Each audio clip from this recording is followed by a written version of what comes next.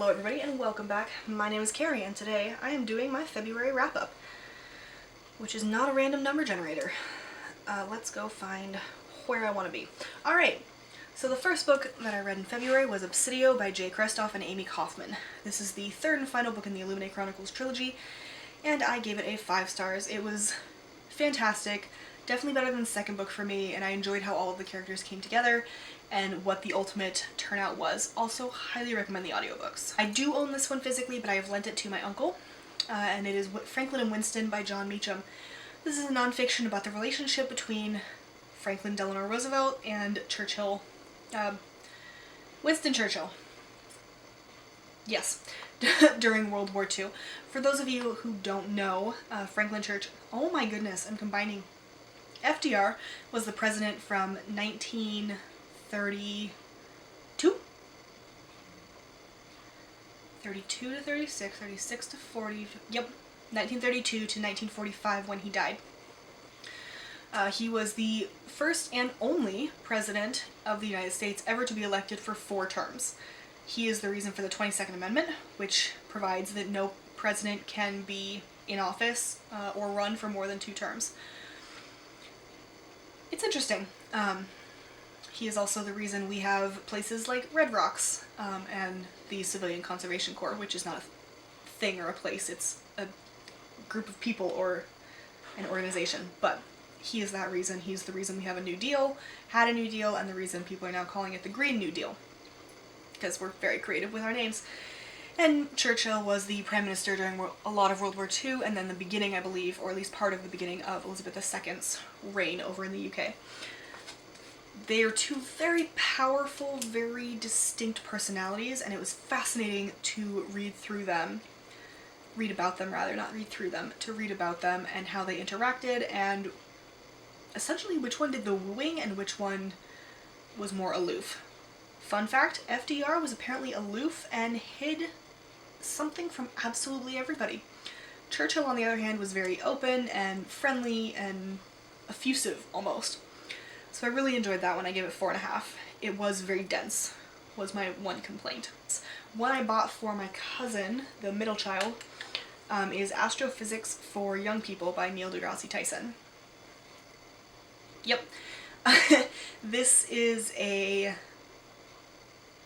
simplified version of his book Astrophysics for People in a Hurry.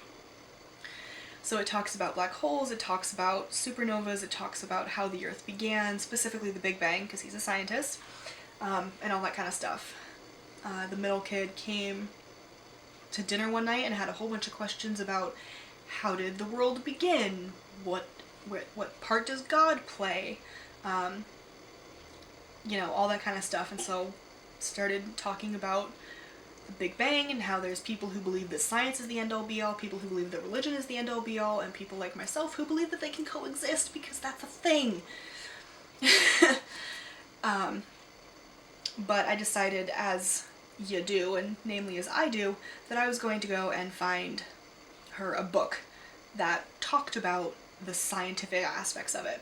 It is a little bit challenging for her. I think it's about a year ahead of her, but she's a smart kid and she's figuring it out, and she has 3 adults here. But I read that book so that I could discuss it with her intelligently, as opposed to going, what are we talking about now? Because I don't want to do that to her. She really enjoys the book. She brought it to school for show and tell, and I was very excited. Anyway, I gave that one a 5 out of 5 stars. I thought it was fantastic. The last one I read that I don't have a physical copy of right now is Forest of Secrets by Aaron Hunter, which is the 3rd in the Warrior Cat series. I gave this one a 4. It was really fun. I love Cinderpaw and Cloudkit, or Cloudpaw now. I think they're just fantastic. I'm really enjoying watching the politics play out and what that does to affect each clan and each cat individually. I think it's just a really fun middle grade series. Didn't quite hit full amazingness, because Fireheart just... he's a good main character, but I don't like him quite as much. If the dogs go crazy, it's because Lon just got home. So now, River, let's see if I can get through any of this before they absolutely lose their shit. So I also read The Invisible Life of Addie Laru by V.E. Schwab. This was a massive disappointment. I gave it 3 out of 5 stars. It's a beautiful book, I will give you that, but for something that was touted as a love story between an immortal woman and the devil over 300 years, there's remarkably little of the actual love story between them, as in like a chapter. There's some random person named Henry that shows up halfway through, and what I thought should have happened did not happen. Avoiding spoilers there. It just... She also writes in threes, and I dislike it. Because it just... I read that all the time in my job. I don't want to read it in this, you know? Like, I don't need that. But it's solid enough. As we go, I'm probably gonna knock it down to a 2 or a 2.5, because it just... The writing isn't for me, the plot wasn't there, the character was dull as a stone, and not a pretty stone, not like an agate or quartz or anything, but just dull. So, didn't love that one. Then I read King of Torts by John Grisham. This one also didn't love. It's basically, a tort is a civil wrong, for anybody who doesn't know, not to be confused with the dessert tort. And basically, I'm going to go after big pharmaceutical companies and make millions. I've made millions! Oh shit. I'm in trouble because now I'm in for insider trading and having done something wrong legally. And there's no actual good resolution for this, it's just a corrupt lawyer. Don't get me wrong, there's plenty of them out there. But I did not enjoy this, I gave it 2. I read Where the Light Enters by Jill Biden for my book club. I gave this one 4 out of 5 stars. I think it was really fun. My favorite part was when the kids told Joe that we need to get married. We need to marry Jill. Like they too were marrying Jill as opposed to just Joe, who was marrying her. And I really enjoyed that. There are definitely fun anecdotes in here. It is very fluffy, but there is a lot of trauma in this family. Oh my god. So much drama. And that was kind of interesting to read about. It's very short, it was a quick read, so overall I liked it. I also read The Secret Knowledge of Water by Craig Childs, which was actually really fascinating. I bought it for my dad for his birthday. I think he might enjoy it. This is a non-fiction about a guy who goes into the desert and finds water. Be that a small puddle that'll disappear over the next 2 hours, or massive sinkholes, it sounds like, basically, that nobody knew existed before then. He talks about how tribes found their way around, how you can figure out where water is, how you survive, all that kind of stuff. And I really thoroughly enjoyed it, so I gave it a 4.5. Then I read Winterkeep by Kristin Cashore. This is the 4th book in the Graceling series, and it follows Bitterblue as well as 4 other points of view, including Gideon, who we have met before. I loved it. I gave it 5 stars.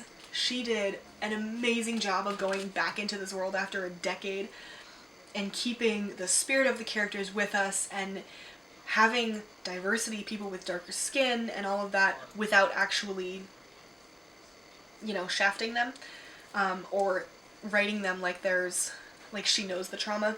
I do think Kristin Cashore does a great job. There is definitely positive sex rep in this. There is bi rep in this. It's so good. I loved it. If you haven't read it, go read the series because it's freaking amazing. Then I read Katrina Rye by Jd Salinger. Basically, white man sad, swears a lot, has sex. End of story. No idea what the point of this book is or was. The fact that he says goddamn quite frequently in this book, hi Lon. Hi Carrie. It must be the reason that it was so classic, but honestly, don't read it. Then I read Sense and Sensibility by Jane Austen. Thanks. Which is Regency romance because it's Jane Austen and what else. I enjoyed this one. I gave it 3 out of 5. Not my favorite, but a solid read. More John Grisham. I read The Reckoning by him, which the pacing was the thing that was most off. I enjoyed the story. So I think I gave it a 3.5 because basically there's 2 parts of this book. The first part is This guy has come home from World War II in the South and kills a pastor. We don't know why, but he admits that he killed him, goes on death row, and won't tell anybody anything more than I killed him.